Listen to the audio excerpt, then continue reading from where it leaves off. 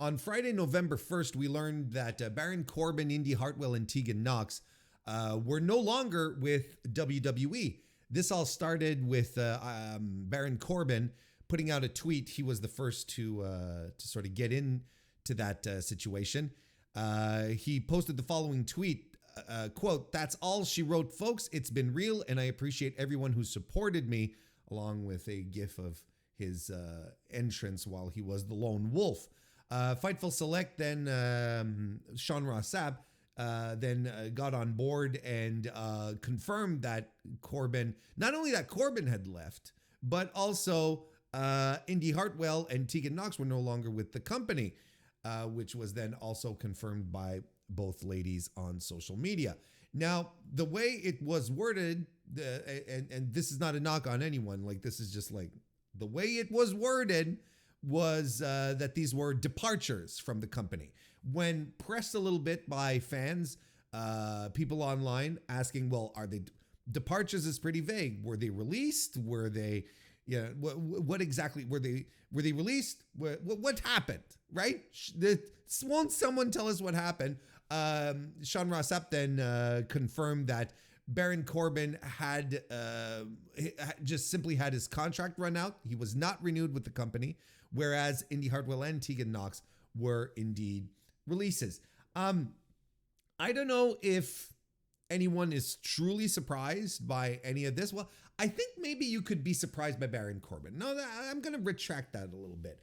I think, Indi and Teagan, maybe not exactly the best use of them, over the past few months on WWE television. Maybe everyone was just sort of shrugging their shoulders and going, oh, didn't know. I don't think it's that much of a. I don't think it's that much of a shock. I would wager, but when it comes to Baron Corbin, you could look, honestly, you can make the argument in both ways, but when you consider the man's career in WWE, it's a little surprising. You go, oh, really? Yeah. Despite the fact that he hasn't been necessarily been used it hasn't been tremendous use for him, right? He hadn't been exactly riding the highs that his career once had. Look, let's just run it through really quickly. He started wrestling, actually, got into wrestling when he was assigned to NXT back in 2012. I was going to say 2012. That's not a number. That's just not a number. It just doesn't exist. But he did join WWE in 2012, moved up to the main roster in 2016, where he debuted at WrestleMania in the Andre the Giant Memorial Battle Royale, which he won, and now that I'm seeing it here, that I hadn't thought about it when I was putting my notes together, but saying it out loud, I'm like, well, there you go. There's another Andre the Giant Memorial Battle Royal winner who is no longer with the company. I'm telling you, that Battle Royal is a curse. It's not an indication of how far you're going to get in WWE. It certainly turns into a countdown clock. And I mean, Corbin he was always in the mix, whether it's on the mid card and, teasing, working with upper card guys, main card dudes, he was always in the mix, right? He won the Money in the Bank the year after, right? He held the United States Championship and he won the 2019 King of the Ring tournament, which also made him the top heel of Monday Night Raw during that gimmick switch, during that tenure, right? That's where he really hit his highs. And of course, I guess his last big kayfabe accomplishment was winning the NXT Tag Team Championships with Braun Breaker this year, actually. I don't really think, and aside from that, this is a guy, before we get into any deeper analysis here, this is also a guy who has been in feuds with Roman Reigns, with John Cena, with Kurt Angle. He wasn't just like a throwaway mid-card act. This is a guy that WWE pushed and wanted to see things happen and, had some kind of investment in making Baron Corbin happen. despite being an extremely limited and unexciting professional wrestler. No matter how many articles I pulled up just to gather my notes, just to research things, just to jog my memory also at the same time, you know. No matter how many articles I've seen, and there's always a caveat when an article is talking positively about Baron Corbin. There's always a caveat of, well, he may not be the most exciting pro wrestler. Like there's always that, or he's not a great technician.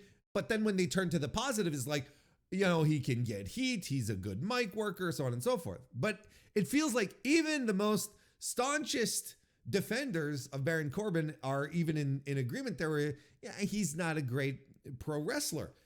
And I think, look, for some reason, Vince McMahon just took a shine to this guy and ensured that his pushes would continue. I couldn't tell you what exactly Vince saw in him, but I guess he made him laugh. I guess the idea that Corbin was probably very easy to work with because from all accounts that I've heard, he's super chill, nice dude, and, you know, does what he's there to do what needs to be done.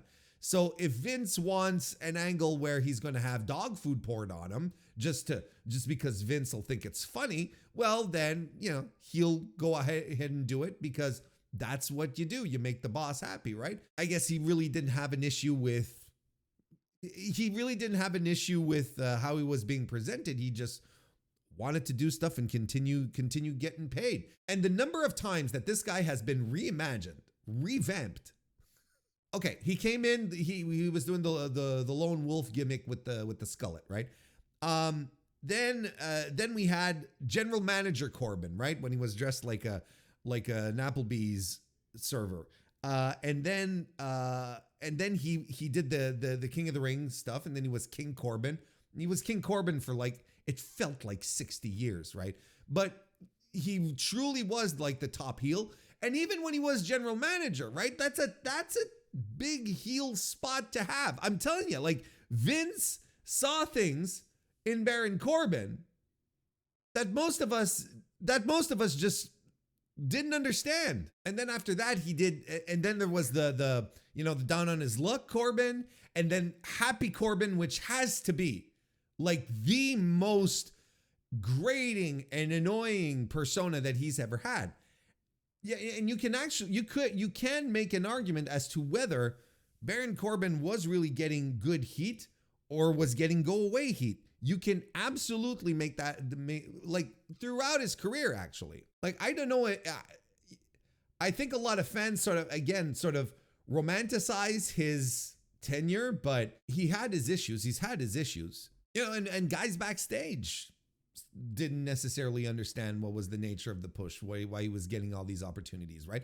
Wasn't it when he won Money in the Bank, right? You remember he tried to cash it in and was a complete disaster. And it's from that point on that he truly became a goofball character. It's from that point on that he stopped being a serious character and then became sort of more of a goofball kind of heelish type character, but that you never really took seriously.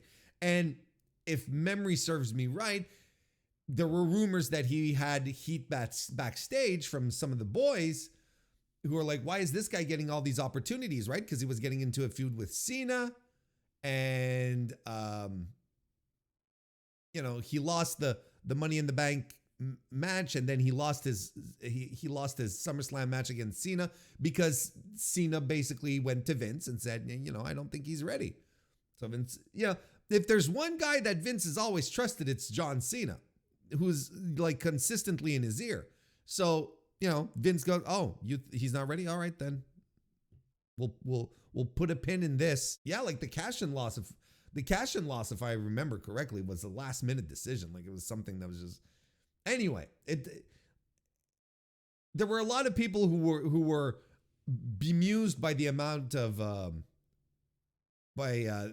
opportunities he was getting, and that then was reflected in this situation here. And like I said, afterwards, I don't think he ever truly recovered to the point where perceiving Baron Corbin as a serious wrestler. I think that time was done afterwards, where he was just like, no, he's just a crank now. He's just a corny, weird guy.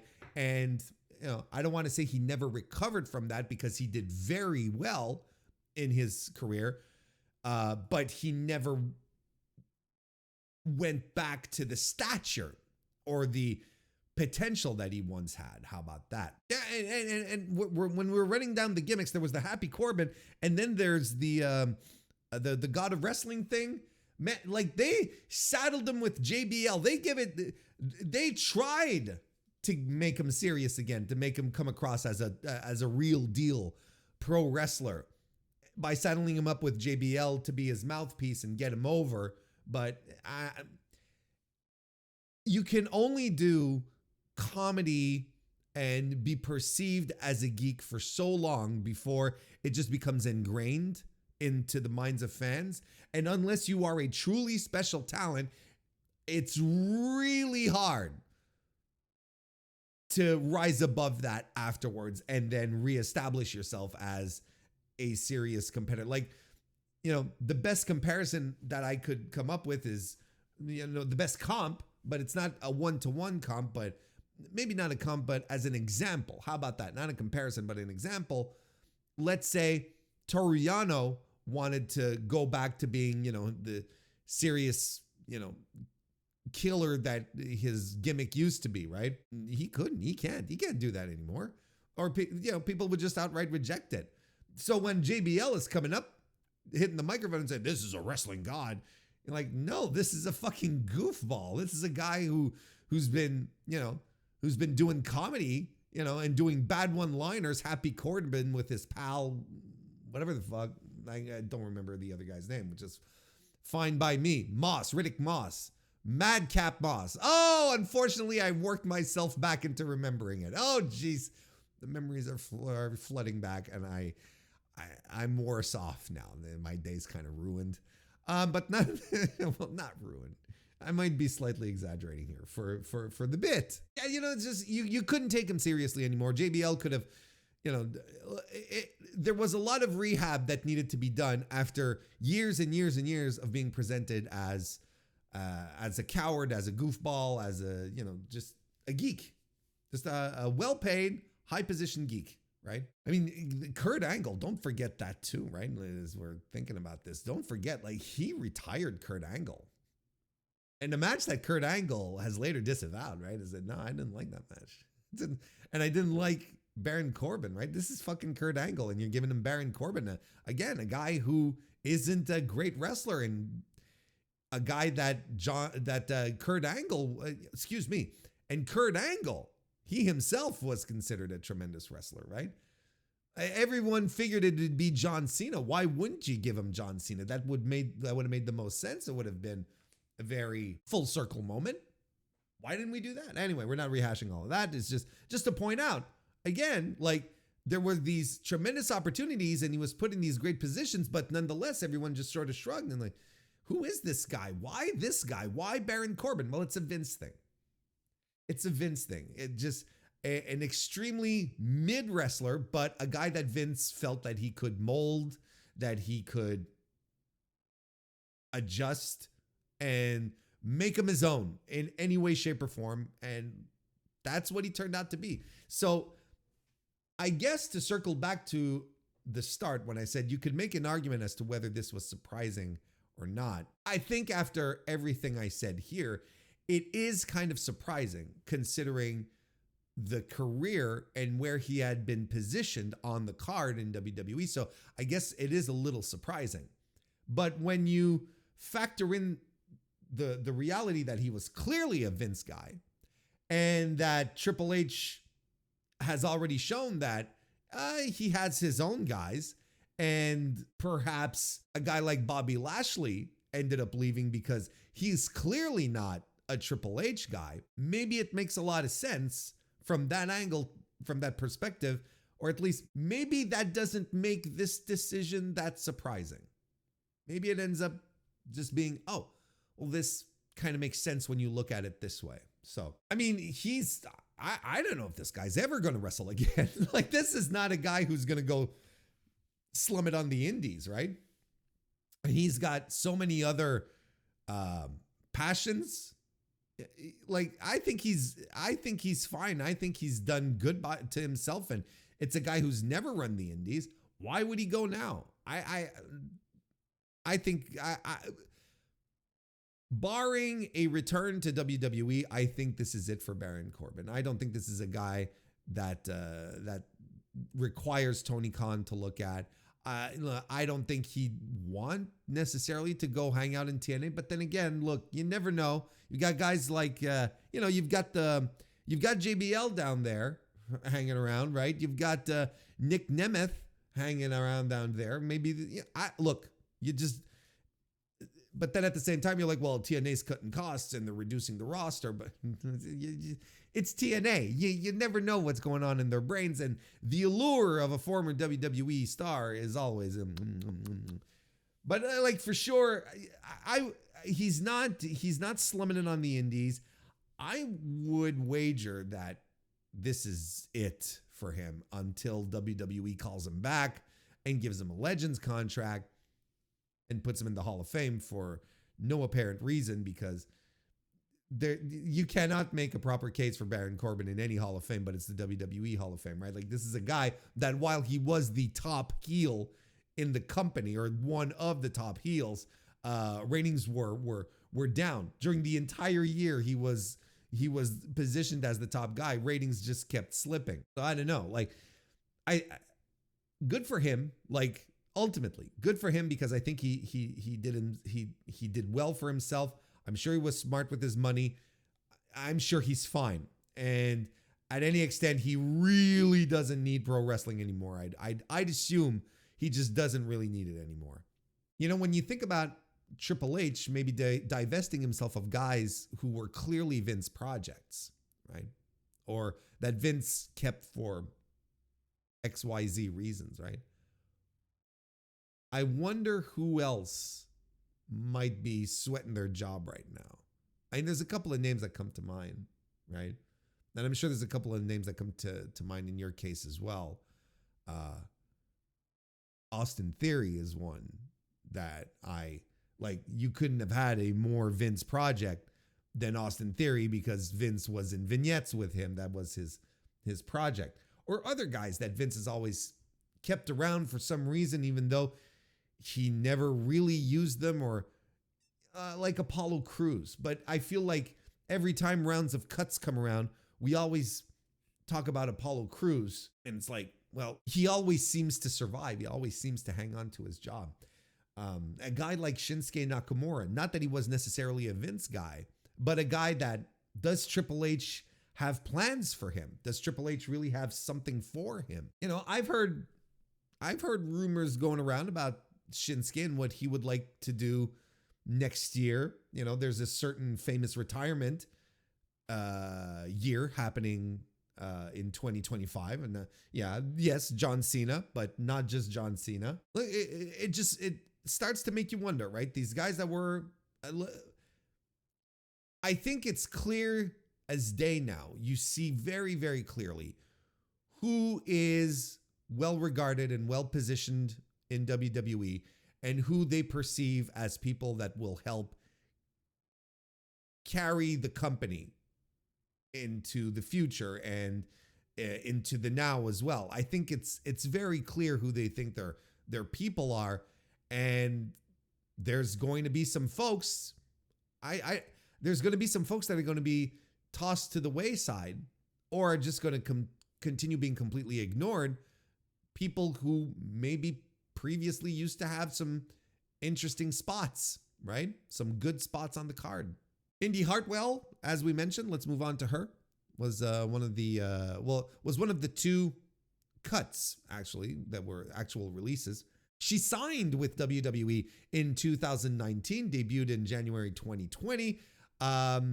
Look, she was in a significant angle of that era of NXT, which was the way, you know, the the Leray Gargano family thing with Dexter Lumis and Austin Theory. There was all that stuff, and she won the NXT Women's Championship in April 2023, just before getting called up. She had like one or two defenses.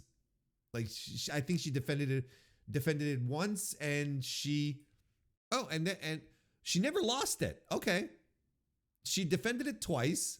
Once against Zoe Stark, another in a 3-way match, and then and then it was vacated. So weird. Anyway, she ended up on main roster. I never got it with Indi. I never quite understood. I think a lot of WWE fans got really attached to her because of the Dexter Lumis thing, and thought that she was such great work, but I've never really seen it. I think she's always been a very bland wrestler, bland charisma, bland in ring. Like there was just nothing there. It's just one of these bizarre hires that you look at her and you're like, what did they see? What was the thing? What was the thing that this impeccable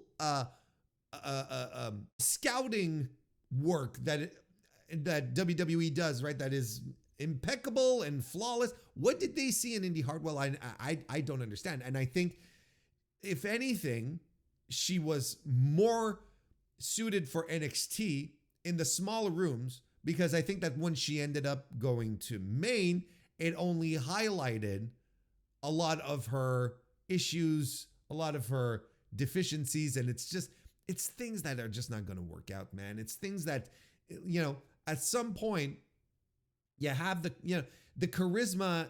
There's parts of charisma that can't be taught, and I think she kind of hit her ceiling physically as well. Like, anyway, I don't want to bury the woman under the earth. That's not the point. She lost her job and it sucks, but it's like, yeah, this makes a lot of sense, because it was always a very strange hire and with a push that I never quite understood either.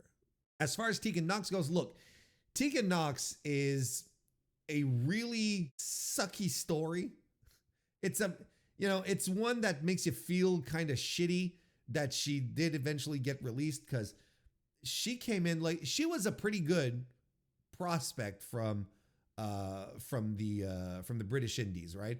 And when WWE picked her up, there was a lot of people who were very interested. Were like, oh, this is good. This is a good addition to their women's roster. She debuted in WWE in 2017 and did the original Mae Young Classic, right? And she famously blew out her ACL during the tournament and had to be replaced.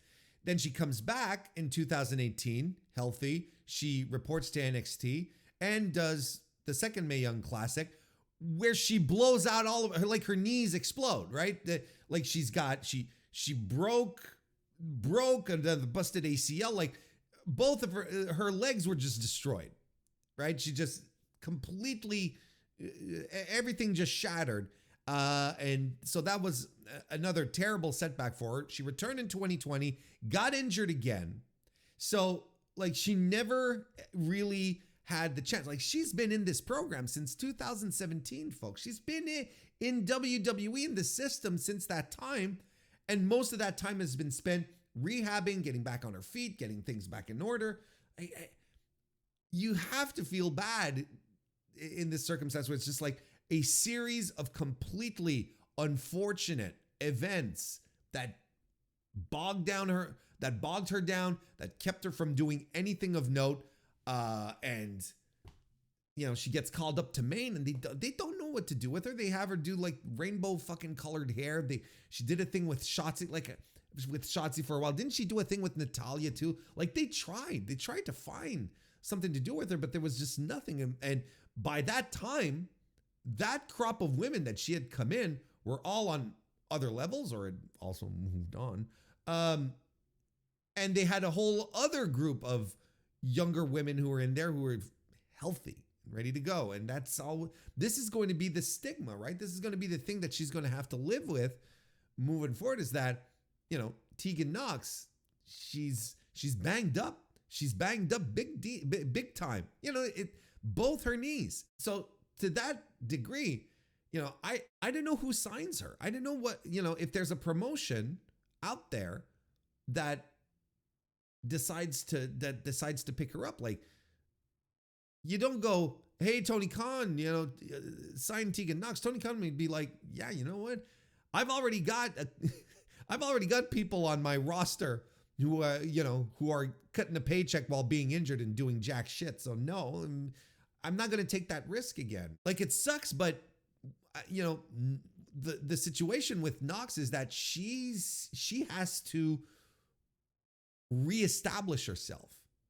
She has to once again make a name for herself. She had started to do that on the indies, got signed, and then everything, it's no one's to blame. Just fucking really terrible injuries just keep piling up. She can never gain momentum. People just don't remember her. The people who were, I would even argue that the people who were into Teagan Nox back in 2017 are no longer watching pro wrestling. Like, it's 7 years, brother.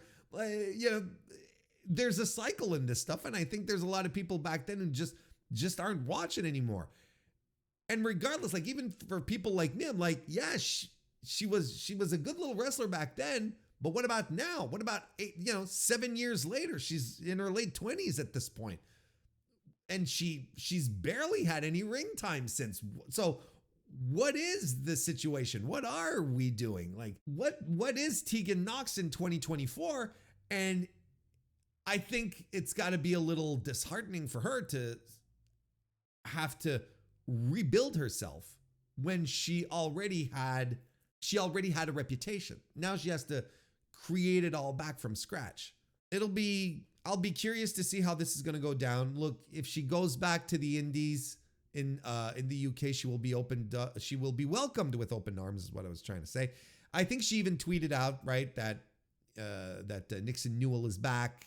Something to that effect, 90 days, right? And there's more proof that these were releases because the 90-day clause is kicking in. Yeah, I don't know. I wish her the best of luck. I really, really wish her the best of luck, and I hope things go her way. But she's got a journey ahead of her again, and it kind of sucks, but look, we'll see how it goes. And it's funny, right? Because I see all these, these people. So, I've seen a lot of comments from people going, oh, Teagan Nox, she did such great things in WWE. She was such a cornerstone. I'm like, what did she do? What did I miss? I'm pretty sure, like, if Teagan Nox had been like this tremendous boon to the women's division, I would have seen it. And not because she wouldn't have been, but because the injuries kept her from doing anything. Again, like, it's one of these circumstances where I'm like, fans, relax. Not everything always has to be great, and we can be grounded in reality and just be like, yeah, you know what, this sucks, but the reality is this: she wasn't able to do anything properly because her injuries kept her from doing it. And then maybe some booking. We're not going to put it all. Look, hey, we're not gonna put this all on the fault of the booking. There might be some, we're not gonna put this all on the fault of the injuries. There might be just a little, maybe a little disinterest here. Didn't Triple H say at some point that he was gonna take care of her? That didn't he do some kind of promise like that? Anyway, maybe I'm misremembering something. It doesn't matter. Anyway. So there you go. Baron Corbin, Indi Hartwell, Teagan Nox gone from WWE.